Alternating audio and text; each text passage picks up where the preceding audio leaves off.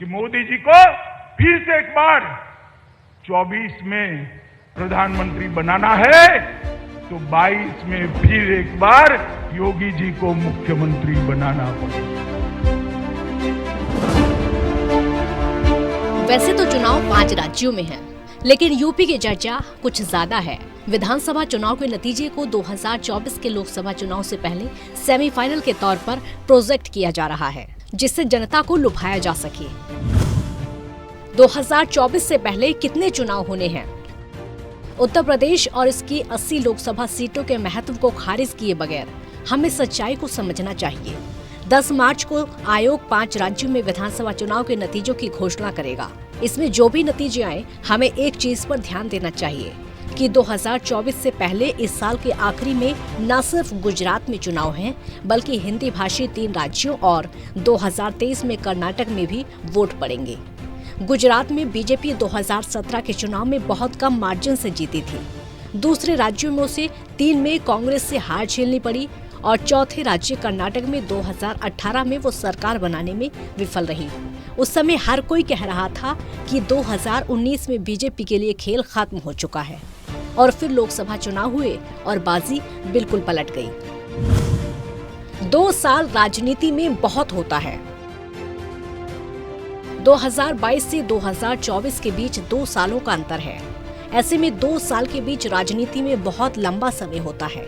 दूसरी तरफ उत्तराखंड, गोवा, पंजाब, मणिपुर और उत्तर प्रदेश के विधानसभा चुनावों में जो होगा, उससे हमें कई सवाल के जवाब मिल सकते हैं। पहला सवाल, क्या बीजेपी नरेंद्र मोदी से अलग नए नेताओं को तैयार कर पाई है, जिनका अपना मजबूत जनाधार हो?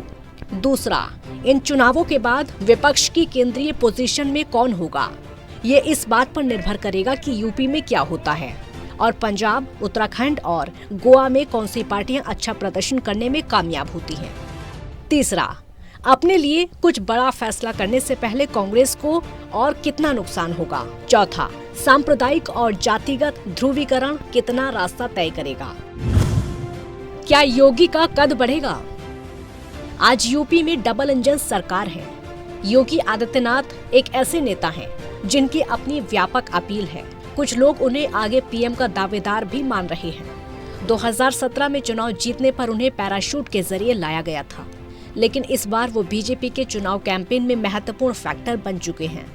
जोशीले और तीखे भाषण देने वाला गोरखपुर का वो फायर ब्रांड नेता अपने दम पर दिग्गज राजनीतिज्ञ बन चुका है। अगर पार्टी उन्हें उनके व्यापक जनाधार वाले क्षेत्र गोरखपुर से बाहर चुनाव लड़ाने का फैसला करती है, तो ये साबित हो जाएगा कि 2017 में योगी विधान परिषद के जरिए निर्वाचित हुए थे, जो लोकप्रियता का कोई सूचक नहीं है। अगर वो यूपी जीतते हैं, योगी फिर से आएंगे। हाल में उन्होंने यूपी के लिए उपयोगी का फॉर्मूला भी गढ़ा था। यूपी प्लस योगी बहुत है उपयोगी। फिलहाल वो पार्टी के लिए देश के सबसे ज्यादा आबादी वाले राज्य में किसी कीमती एसेट से कम नहीं है। विपक्ष का कौन सा स्टार उभरेगा? इसका जवाब 10 मार्च को पता चलेगा।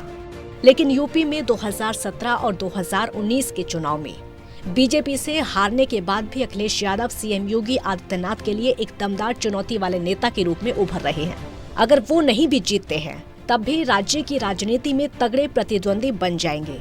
यहाँ गौर करने वाली बात यह है कि 2017 के चुनाव में उनका कांग्रेस के साथ अलायंस था और 2019 में मायावती की बहुजन समाज पार्टी के साथ गठजोड़ था। अब बैसाखी की जरूरत नहीं रही। राष्ट्रीय पार्टियों से दूरी बनाते हुए उन्होंने जाति आधारित छोटी पार्टियों के साथ हाथ जरूर मिलाया है। अखिलेश से इतर अरविंद केजरीवाल के सितारे भी दिल्ली से बाहर चमकते दिख रहे हैं।